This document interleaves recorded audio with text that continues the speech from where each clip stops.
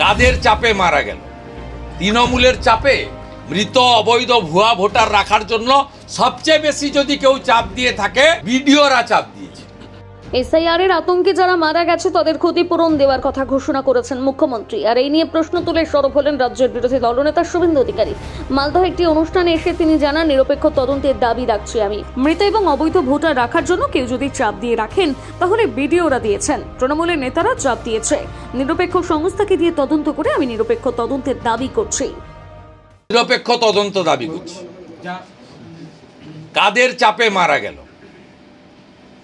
তৃণমূলের চাপে?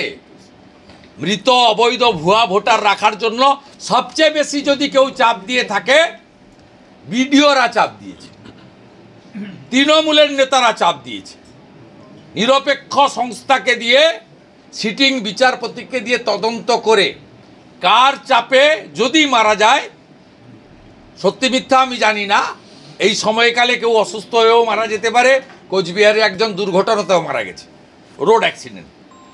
আমি নিরপেক্ষ তদন্ত দাবি করছি। চাপ যদি কেউ দিয়ে থাকে, তৃণমূলের নেতারা দিয়েছে।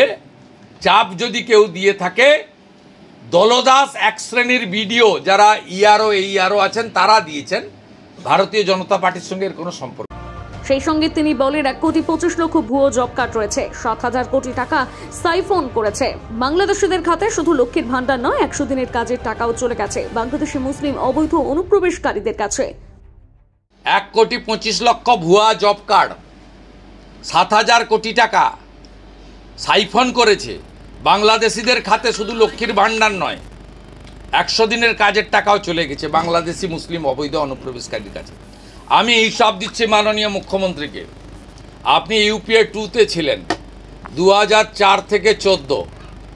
কেন্দ্রীয় সরকার আপনাকে টাকা দিয়েছে 2 লক্ষ কোটি টাকা। নরেন্দ্র মোদীজির সরকার 2014 থেকে 24 আপনাকে টাকা দিয়েছে 8 লক্ষ কোটি টাকা।